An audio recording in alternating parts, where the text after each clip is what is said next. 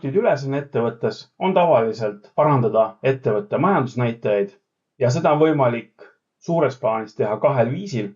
Üks on luua klientidele rohkem väärtust ja teine võimalus on vähendada kulusid. Ja mõlema selle ülesande juures on tehisintellekt oluline töövahend, mis aitab teenuseid osutada tõhusamalt, kiiremini ning kui seda kõike teha õigesti, siis ka turvalisemalt. Mina olen Toomas Mõttus, olen eluaeg töötanud infotehnoloogia valdkonnas.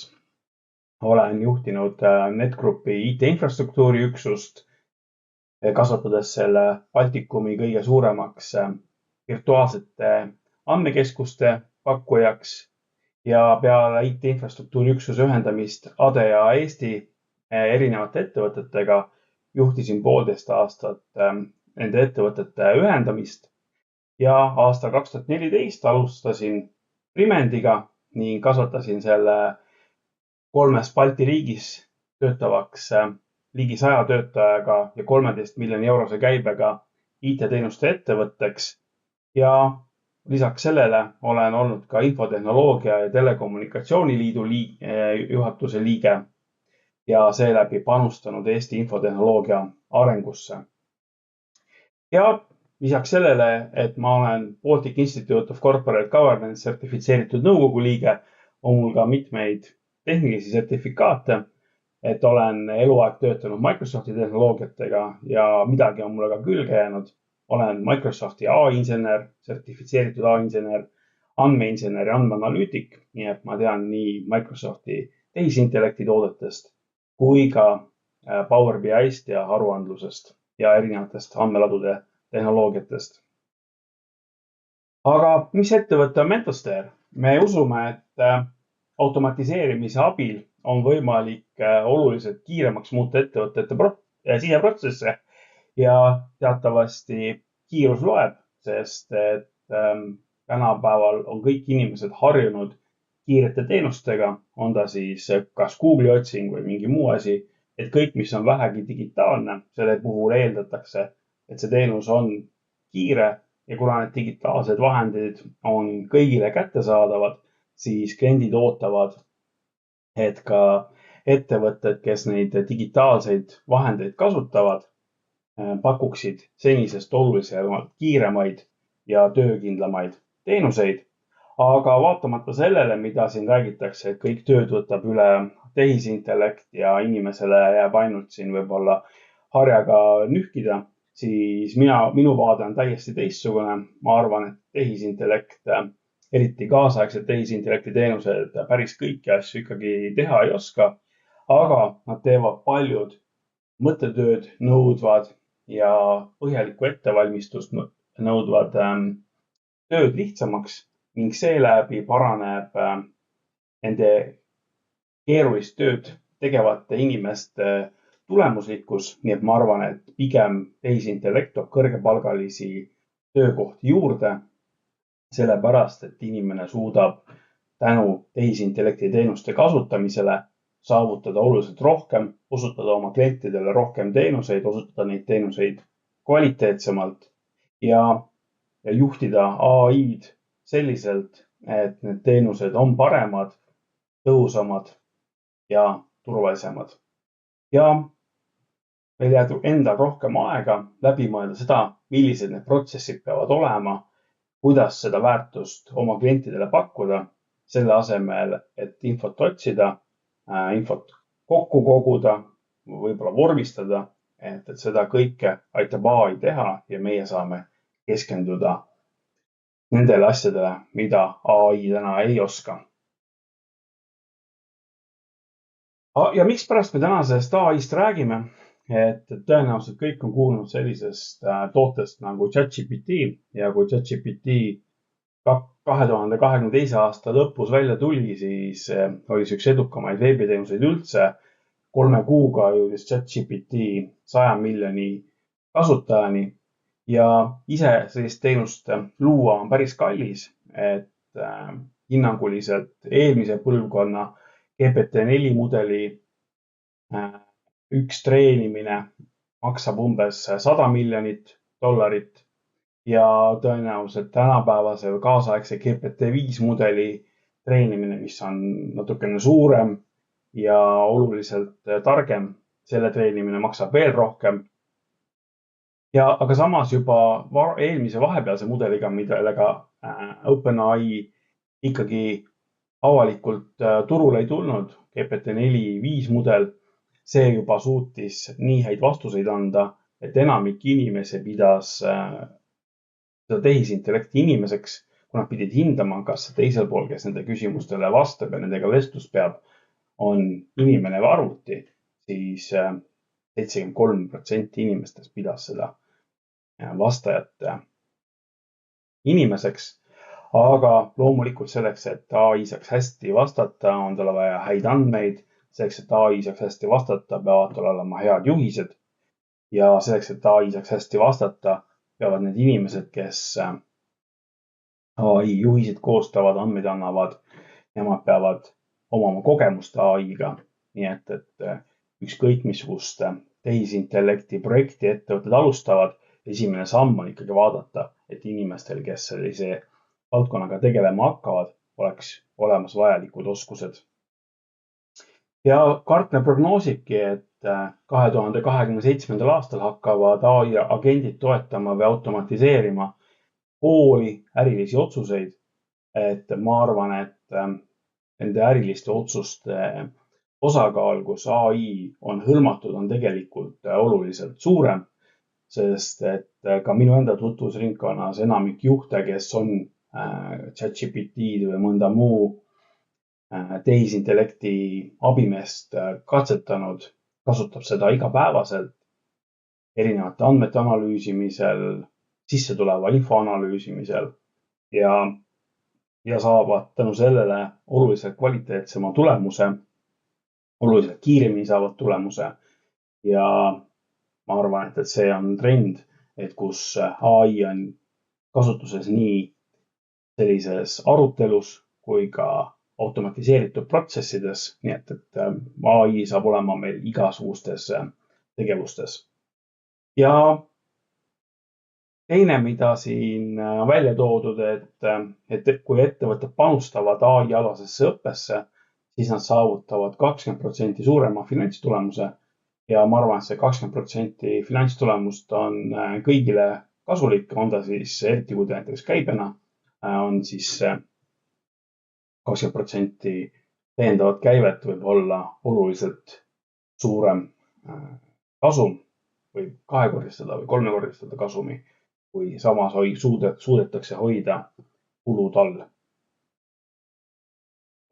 Ja mis on veel eriti põnev, mida siin arutatakse, et kas kõikides ettevõtete juhatustes ja nõukogudes peaks üks liige olema tehisintellekt, siis mina seda ei arva, et tehisintellekt saab millalgi nõukogu või juhatuse liikmeks, sest et sellel juhatuse liikmel või nõukogu liikmel on ikkagi vastutus ja vastutada saavad isikud, et niikaua kui arvutit isikuks ei peeta, niikaua ametlikeks juhatuse või nõukogu liikmeteks ma ei näe, et AI saaks, kuid kindlasti kõik kasutavad seda ja ma arvan, et see juhatustest 10% kasutab, ma arvan, et see tegelikult on palju kõrgem, sest et kui me räägime kriitilistest otsustest, siis need kriitilised otsused on ka ajakriitilised ja tehisintellekti kasutamine kiiremaks analüüsiks saab kindlasti olema osa protsessist või osa aruandlusest, et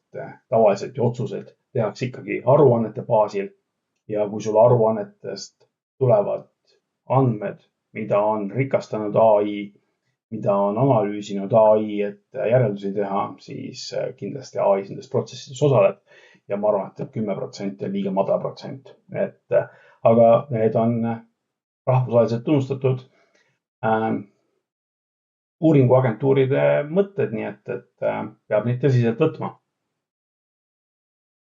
Aga kus siis nagu AI on või miks me arvame, et tehisintellekt tööd ära ei võta, on see, et tegelikult kõikides otsustes ikkagi jätkuvalt on inimene sees, et AI saab aidata mingeid protsesse kiiremaks teha ja tõenäoliselt ka mingisugust lihtsat standardset otsustusprotsessi automatiseerida ja tänu sellele saavad kliendid kiiremat ja personaalsemat teenust.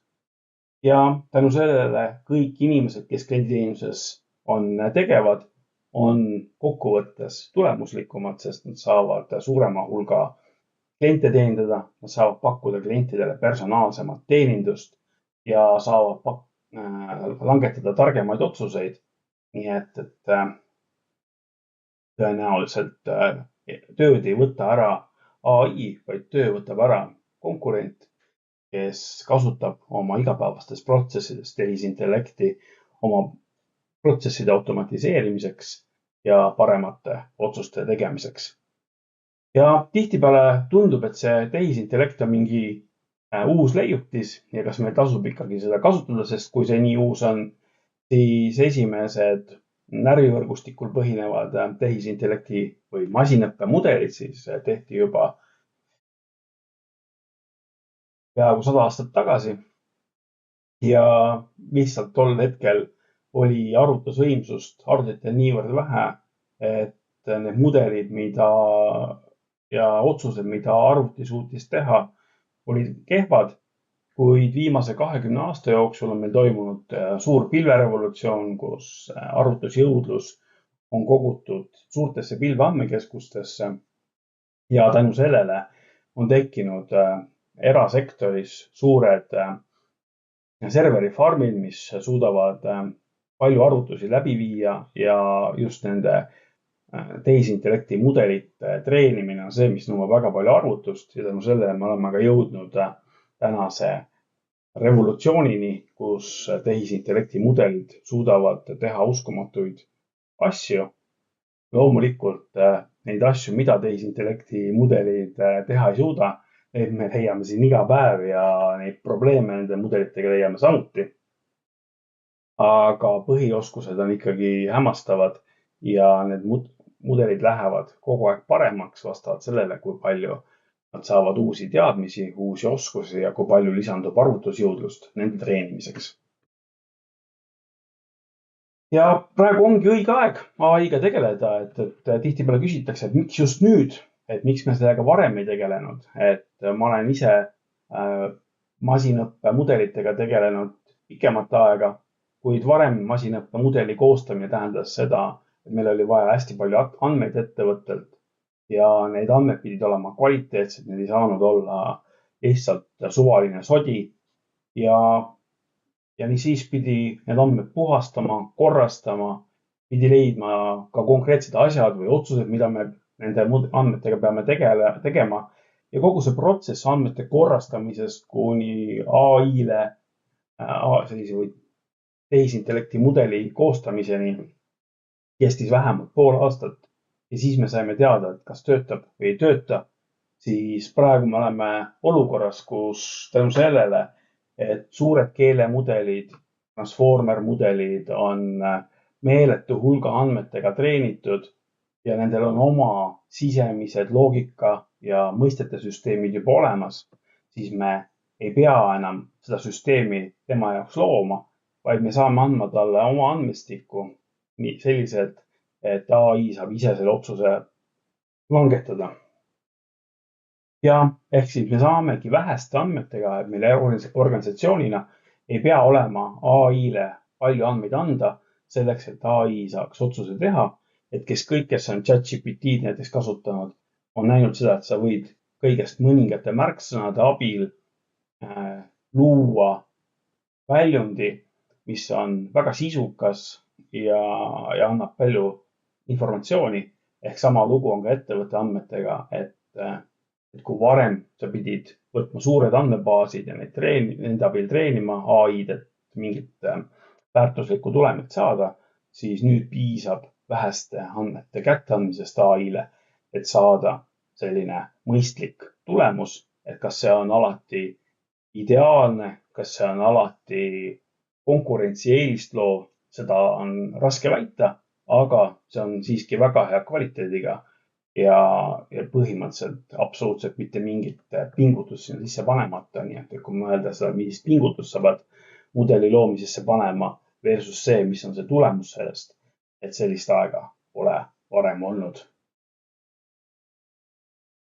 Vot, nii, aga lisaks sellele, et meil on tehisintellekti teenused praegu suures arengus, on meil ka biotehnoloogia arengus, et tänu sellele, et meil on olemas arvutusvõimsus, mida me kasutame tehisintellekti arendamiseks, on tegelikult see arvutusvõimsus ka erinevate biotehnoloogia lahenduste väljamõtlemiseks ehk siis erinevate uute valkude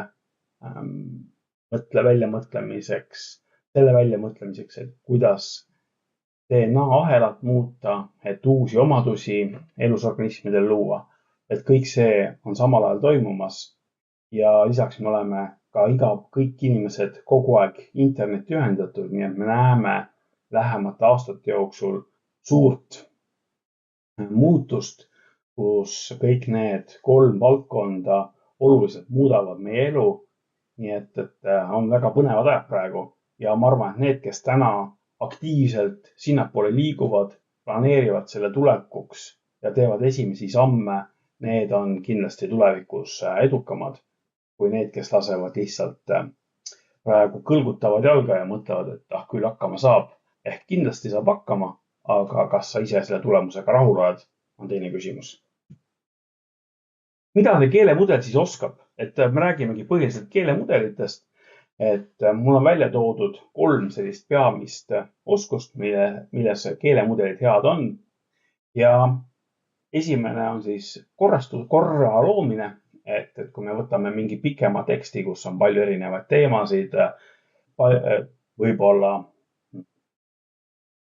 kõnelejad hüplevad ühelt teemalt teisele, siis või on lihtsalt teemad niimoodi hüplevad, siis selles AI tänu sellele, et ta on meeletu hulga andmete peal treenitud, suudab võtta ja luua sellesse korra, panna selle sisendi oma sisemisse struktuuri, tuvastada kõik need erinevad teemad, millest räägiti, koostada teemate loetelu ja kuna need teemad on ükskõik millises maailma keeles täpselt samasugused, siis ta suudab selle väljundi moodustada ka ükskõik millises maailma keeles ehk siis nagu keeles, mis on siis internetist saada, milles erinevad tekstid on.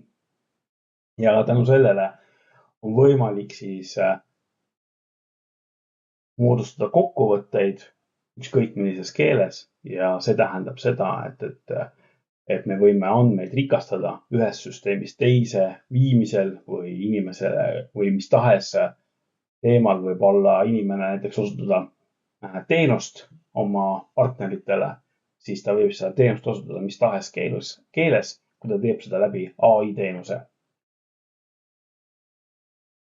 Teine asi, mis on siis see tähendusjärgi otsing, et nagu ma ütlesin, siis AI-l on väga suur oma sisemine mudel, et ta kõik need mõisted, mis keelest tulevad, on pandud oma väikestesse kastikestesse, väiksemates mudelites, tänapäeval võib öelda, et need on väiksemad mudelid, on umbes 1500 dimensiooni, millesse AI mõisteid paneb. Uutes mudelites on juba 3000+ dimensiooni, ehk siis need on oluliselt suuremad mudelid ja suudavad oluliselt täpsemini kategoriseerida ehk nii-öelda kategooriaid määratleda mitmedimensioonilisemalt ja tänu sellele, et AI sisemises süsteemis on sellised kategooriad olemas, siis tänu sellele AI suudab sama mõisted või isegi sama tähenduslikud sõnad, isegi kui nad on kujult erinevad, panna ühte samasse loogikasse. Et ma olen siin toonud pidevalt näidet seda, et kõrge palk ja suur palk, et need võivad olla, suur palk võib tähendada 6-meetrist või 12-meetrist palki, aga võib tähendada ka kõrget palka.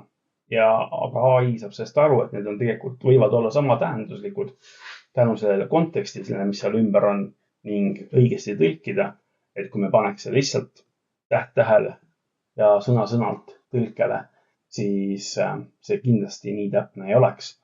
Ja see tähendab seda, et ka tekstid, mis meie süsteemis on või lepingud või mis tahes dokumendid, me saame nendele kõigile arvutada AI konteksti ning võrrelda päringutes seda AI konteksti ning leida endale õiged tekstid. Vot, ja kategoriseerimine on sama lugu, et need on kõik seotud selle suure andmebaasiga, mis AI-l on, et ta suudab ära tuvastada siis kõik objektid. On ta siis näiteks, ma ei tea, Eiffeli torn või Vana Toomas, suudab ära tuvastada teemad süsteemi sellest tekstist ja kavatsused, mida inimene soovib teha ja konteksti luua ja kõik selle kaudu kohe automaatselt genereerida tulemuse. Et kui varem pidi kategoriseerimiseks andma AI-le tuhandeid ja tuhandeid dokumente, mida siis AI kategoriseeris, või kuidas ma täpsemalt ütlen, kui varem pidi AI-le andma tuhandeid ja tuhandeid juba ette kategoriseeritud dokumente ja AI õppis selle kaudu, siis nüüd enam sellist ette töötamist tegema ei pea. Ta lihtsalt ütled AI-le, et näe, minu dokumendid on siin, minu kategooriad on need ja AI ise otsustab, millised on kõige tõenäolisemad kategooriad ja 99,9% juhtudest arvab ta õigesti. Ja loomulikult on dokumente, mis võivad sobida mitmesse kategooriasse. Ka seda võib AI-le öelda ja siis ka samasuguse otsuse võib AI langetada. Nii et ja seda sa saad ilma mingisugust eelnevat treenimist tegemata tänu sellele, et tehisintellekti mudel, mis on eeltreenitud, on juba nii suur, et seal on kõikvõimalikud kategooriad ja mõisted juba olemas. Ja kasutades kõiki kolme oskust, kus me pikast ja segasest tekstist tuvastame tükid, otsime sellele kõikidele tükkidele sobivad vastused ja nende vastustest moodustame kokkuvõtte. See ongi lihtsustatult mis tahes tehisintellekti teenuse protsess. Vaatamegi nüüd ühte näidet, kus vähese informatsiooni andmisega AI-le on võimalik saavutada suurepärane tulemus. Et mäletatavasti, kui iPhone turule tuli, siis Nokia nõukogu koosolekutel seda teemat üldse ei käsitletud, sest see ei olnud ametlik päevakorrapunkt. Ja selleks, et taolist ohtu vältida, siis mina Tallinna Sadama nõukogu liikmena tahaksin teada, millest Tallinna Sadamat puudutavalt viimase poole aasta jooksul räägitud on ning koostada 10 punkti, millele peaksin koosolekul tähelepanu pöörama. Ja selleks, et AI teaks rohkem, kui tal treenitud baasis on ja vaataks veebi ka, siis ma luban AI-l veebiotsingu ja ütlen mine. Ja nüüd AI lähebki ja vaatab veebist põhilised teemad üle ja ütleb, et näete, 2025. aasta teises kvartalis langes müügitulu ligikaudu 30 miljoni euroni, mis on täitsa selline teema, millele peaks ju tähelepanu pöörama. Samal ajal investeeringud suurenesid, et millega need investeeringud põhjendatud, kui samal ajal müügitulu langes.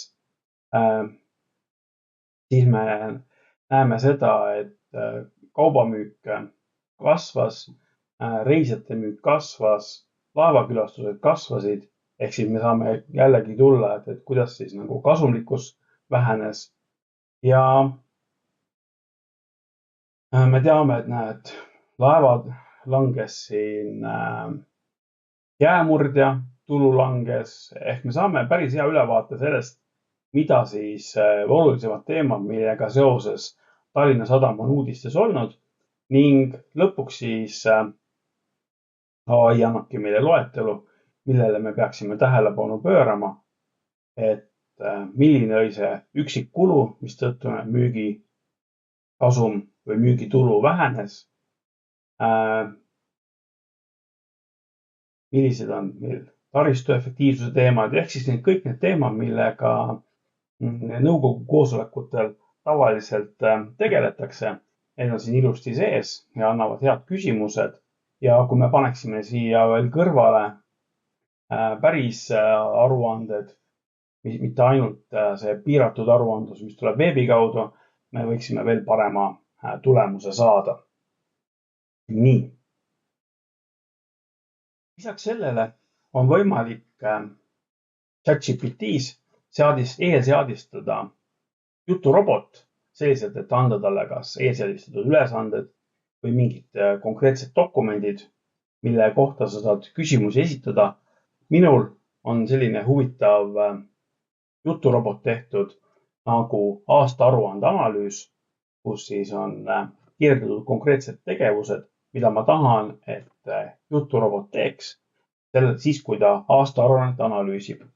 Ja kui me võtame siin mõned avalikud aruanded, siin näiteks Harju Elektri aastaaruanne, siis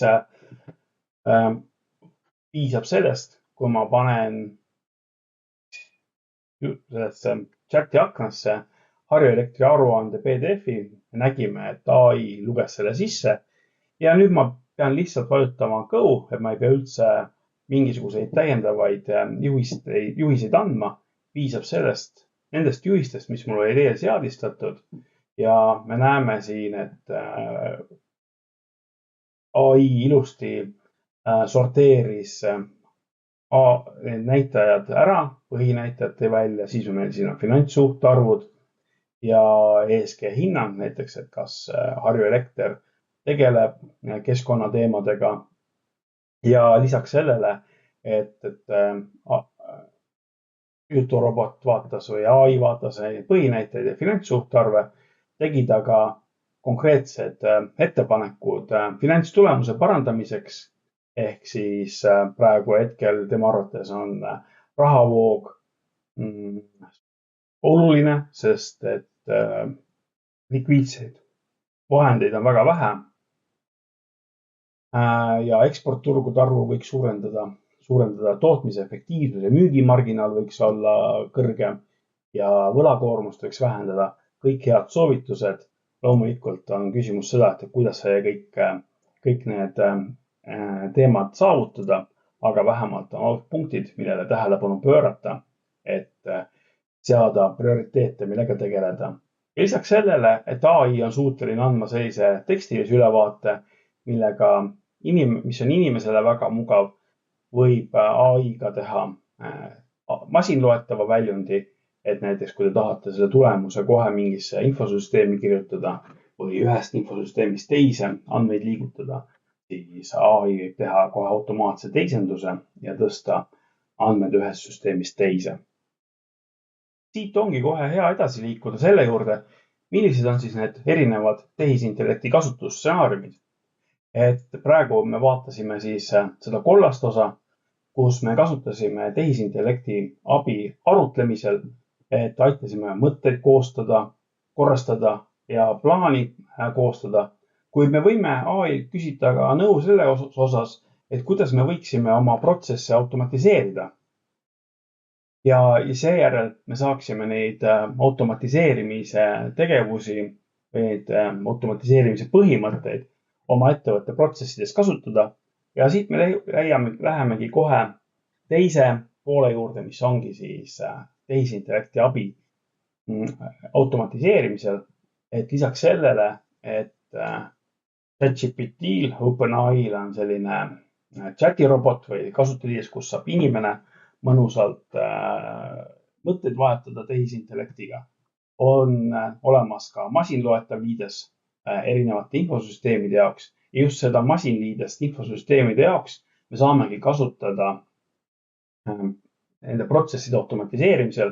Me saame ettevõtte sisemise juturoboti luua, mis kasutab ettevõtte siseinfot vastuste koostamisel selliselt, et need vastused on just teie ettevõtte kontekstis. Seeläbi me saame näiteks luua klientidele juturobotit, mis annab vajalikku tooteinfot, et kliendid ei peaks seda tooteinfot otsima veebist ja kulutama aega, vaid või saaksid tulla teie veebi, küsida toodete kohta informatsiooni ja saaksid seda vastuseid 24/7 kohe, ilma et nad peaksid teie müügispetsialisti vastuseid ootama.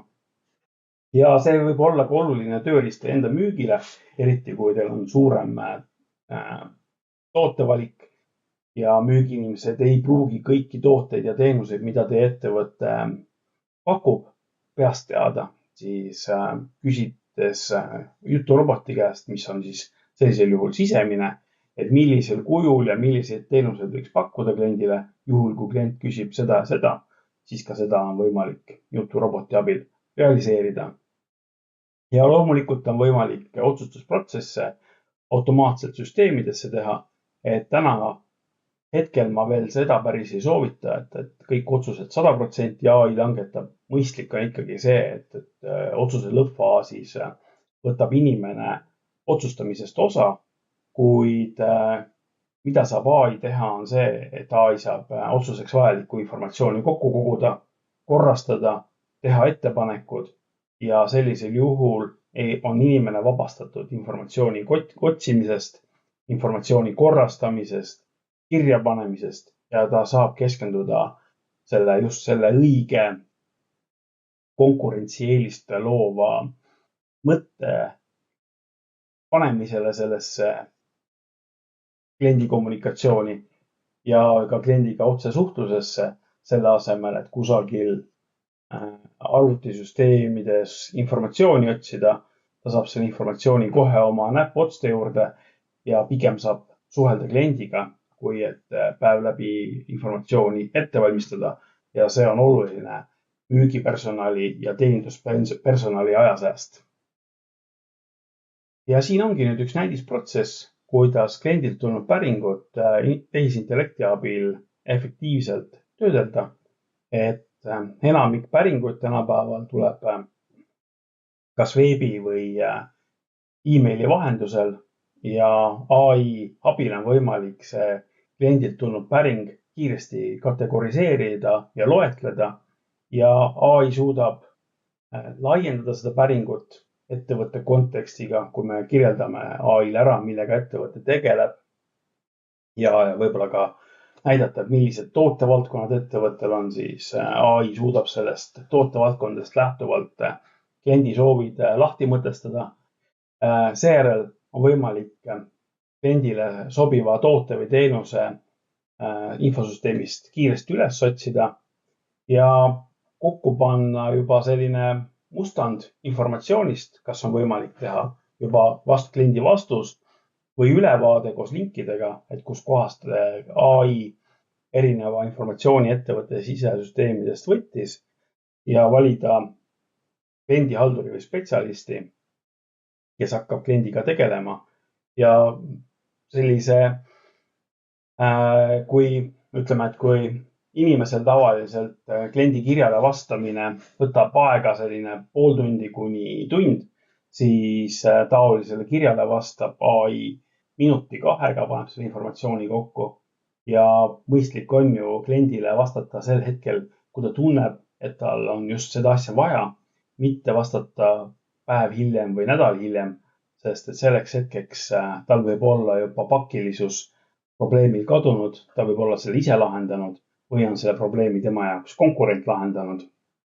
Ehk mõistlik on teha selliselt, et nii kui klient pärib, siis ta saab võimalikult kiiresti sisuka vastuse. See vastus ei pruugi olla lõplik, aga see võib olla täiendavad küsimused, täpsustavad küsimused, mis iganes see protsess on selliselt, et hoida kommunikatsiooni üleval ja hoida suhtlust kliendiga aktiivsena, et klient tunneb, et temaga tegeletakse. Et siin on oht, et klient võib ära, kui seda väga lohakalt teha, siis klient võib ära tunda, et tema küsimustele vastab AI ja võib solvuda, kui ootab personaalset teenust. Aga sellegi poolest see sisu võib olla oluliselt rikkalikum kui see, kui kirjutada, et jah, me oleme teie päringu vastu võtnud ja vastame esimesel võimalusel ja see esimene võimalus tekib alles järgmisel nädalal, et sellega võrreldes ikkagi AI koostatud vastus, ma arvan, on parem. Järgmine valdkond, kus AI saab efektiivselt kasutada, on tootmise või teenuse osutamise protsessi tootlikkuse parandamisel läbi selle, et me kõik kvaliteedikontrollid ja verifitseerimised toome võimalikult protsessi algusjärku selliselt, et me ei peaks tegelema kvaliteediprobleemidega protsessi lõpus, sest protsessi lõpus kvaliteediprobleemidega tegelemine on kvaliteedikontrolli mõttes küll odav, kuid teenuse osutamise või tootmisprotsessi mõttes on see tähtaegade mõttes väga kallis ja ka kuna selleks hetkeks on ka kõik väärtust loovad tegevused selle teenuse või tootega juba tehtud, siis tähendab seda, et ka ettevõte on kõik kulutused sellele asjale teinud. Ehk mõistlik on võimalikult vara kõrvalekalded nõuetest tuvastada ning võimalikult vara need parandada või need vajalikud täiendused sisse viia. Selleks, et me ei kurnaks organisatsiooni ressursse nende koha peal, kus neid ressursse on vähe ja me suudaksime õigeaegselt klientidele kõik teenused ja tooted üle anda. Ehk siis tänu sellele, kui me suudame sellise otsustusprotsessi, mille jaoks siiani ei ole olnud mõistlikku loogilikat olemas, siis tänu tehisintellektile on võimalik need loogikad kirjeldada paremini. Andmete kaudu on võimalik otsused viia varasemaks. Üks näide siin on protsessist on see, et kui teil on mingisugune konkreetne väga ärikriitiline toode, kus te peate kõikide protsesside kohta andma kinnituse, et teie spetsialist oli selle protsessi läbiviimiseks tol hetkel, kui ta seda protsessi läbi viis, sertifitseeritud, siis sageli on selliste sertifitseerimisregistrite ülalpidamine ja inimese poolt kontroll väga keeruline ja aeganõudev ja seetõttu jäetakse see protsessi lõppu ja kui lõpuks selgub, et tegelikult mingit sammu ei teinud tol hetkel sertifitseeritud spetsialist, siis meil on võimalik alati loomulikult teha selle spetsialisti sertifitseerimine uuesti läbi ja tagantjärgi öelda, et tegelikult see spetsialist ju oskas, sest et ta läbis see sertifitseerimisprotsessi, kuid kogu need tegevused lükkavad edasi kliendile toote või teenuse üleandmist ja samuti võivad põhjustada ka usalduse kadu, sest et tegelikult kliendil puudub 100% veendumus pärast sellist kõrvalekallet, et see teenus, mida te osutasite, oli tegelikult kvaliteetne. Aga kui me suudaksime sellise kontrolli automaatselt tuua võimalikult varajasse protsessi etappi, siis me lõpus selle probleemiga üldse ei tegeleks. Meil on kõik need aeganõudvad tegevused jäävad ära ja me saame selgema ja kiirema rütmiga tooteid ja teenuseid klientidele üle anda. Ja tehisintellekti teenused annavad uut paindlikkust, mida varem ei olnud, et sageli sellise kvaliteedi kontrollid jäidki lõppu, sellepärast et tehisintellektil ei olnud võimekust sellist kvaliteedikontrolli teha.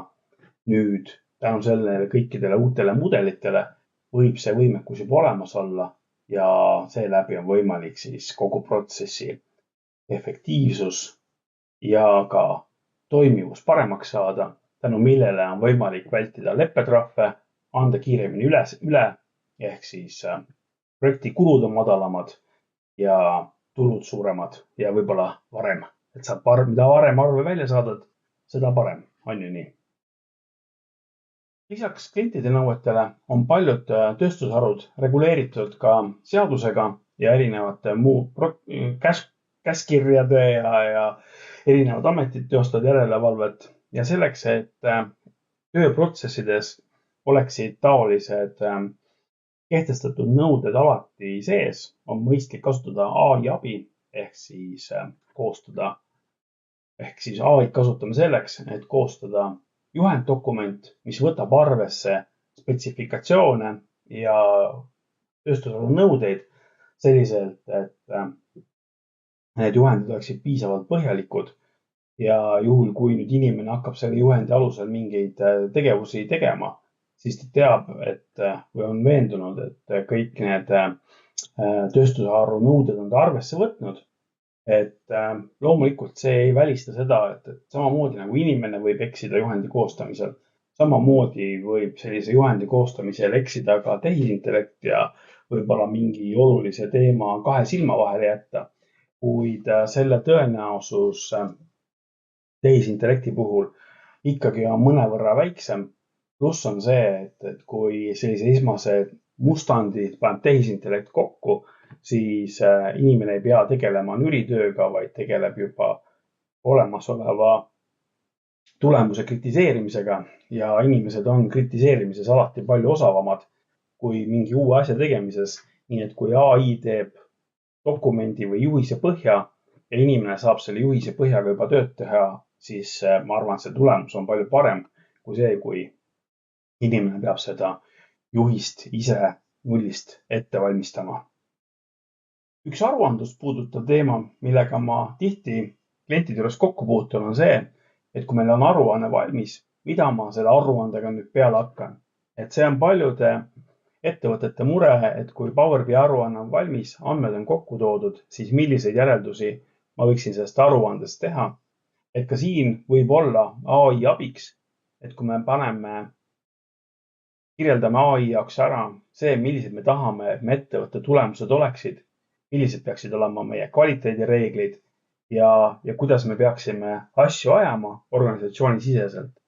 Et kui me saame need aruannete sisud ja need juhised omavahel kokku viia, siis AI saab anda meile juba konkreetsed järeldused. Kui me oleme nüüd erinevad äriprotsessi osad tehisintellekti abil ära automatiseerinud, siis tekib alati küsimus, et kas see, mis me tegime, on hea, kas see, mis me tegime, on turvaline ja tegelikult peaks alustama teisest otsast, et tegelikult peaks alustama sellest, et me kõigepealt mõtleme, millised on üldse need ettevõtte protsessi osad, kus me võiksime infotehnoloogiat ja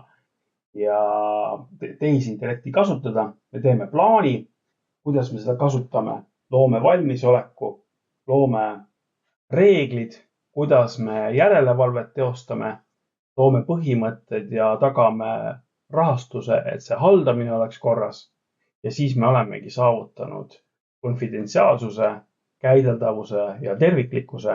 Ehk see on see, mis on siis nagu turvaline ja vastutustundlik AI. Loomulikult esimene samm peaks olema see, et me tuvastame üldse ära, kus me võiksime tehisintellekti kasutada oma ettevõtte sisemistes protsessides.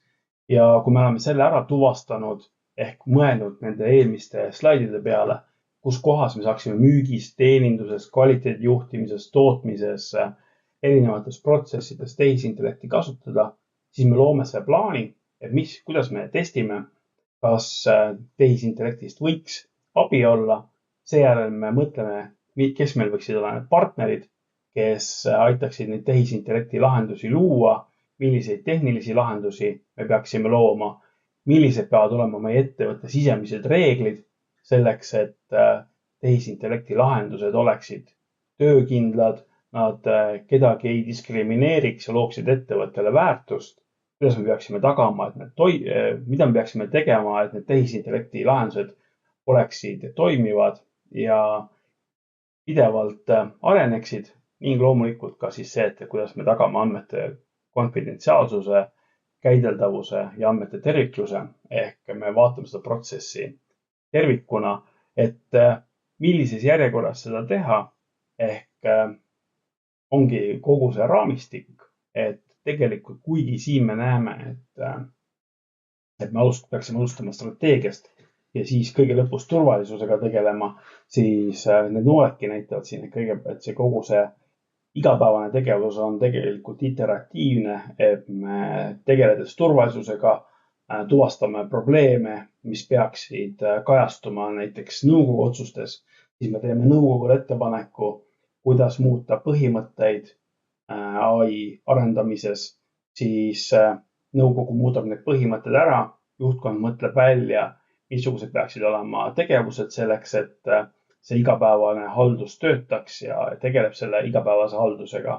Ja siis turvalisuse hindamise käigus me tuvastame järgmised teemad, millega peaks tegelema. Ehk selline on see pidev protsess.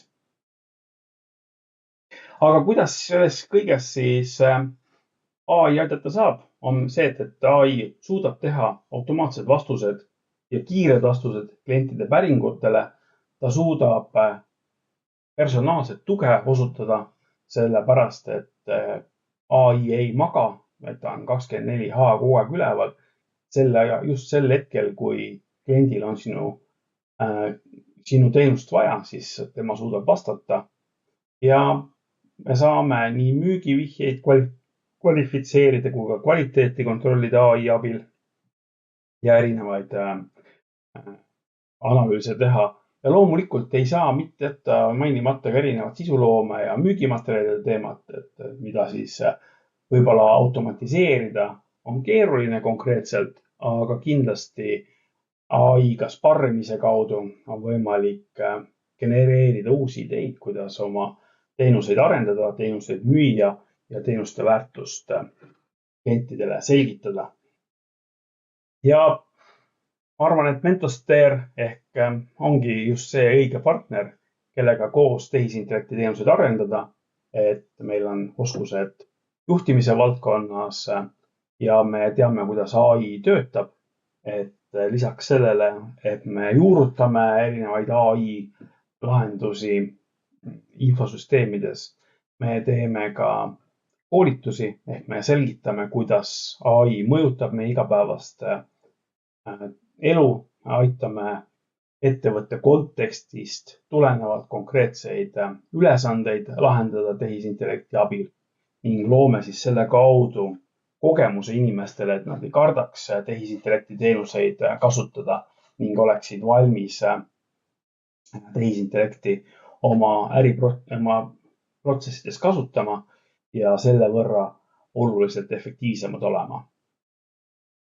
Ja loomulikult on ka strateegiline konsultatsioon, sest et tegelikult iga ettevõtte AI vajadused on natukene erinevad, sõltuvad sellest, mis on siis ettevõtte tegevusvaldkond, tööstusharu, kuidas ettevõtte oma konkurentsieelist võrreldes teiste turu tegijatega defineerib. Vastavalt sellele peab ka siis loomulikult see AI rakendamine olema igal pool natukene erinev. Ja ma arvan, et kõikides projektides me oleme suutelised ka selle tulemuse või oodatava tulemuse numbriliselt defineerima, näitama, et milline see konkreetne äriline kasu on, kui ettevõte oma protsessides AI-d rakendab. Ja loomulikult lähtume oma protsessides vastutustundlikkuse põhimõtetest ja vastutustundliku AI põhimõtetest, ehk siis me läbime vähemalt mõttes kõik need protsessi osad ja aitame kõikide nende teemade peale mõelda, aitame küsimusi küsida ja ettevõtet valmistuda AI tulekuks.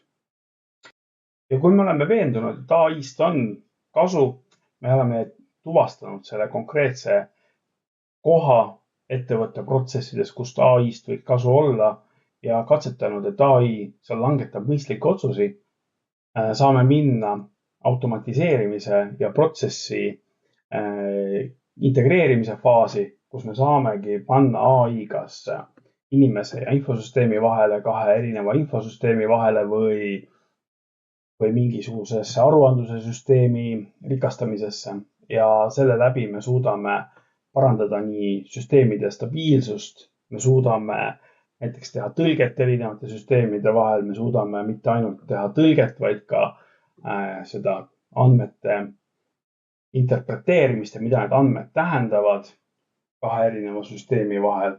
Ehk kõikides nendes tegevustes on AI-st kasu, mida siiani võib-olla on pidanud tegema inimene, on teinud seda suure viivitusega, madala efektiivsusega, et AI saab seda teha reaalajas kiiresti 24/7.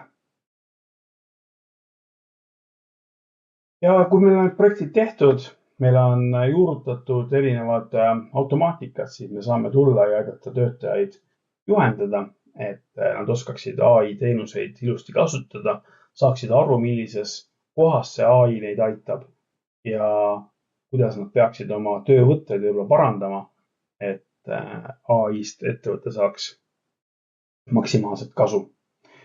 Ja siinkohal ehk olekski paslik lõpetada ja öelda teile aitäh kuulamast ja peatsete uute kohtumisteni ja kui küsimusi on, siis kirjutage ja joonistage. Vastan hea meelega. Aitäh teile!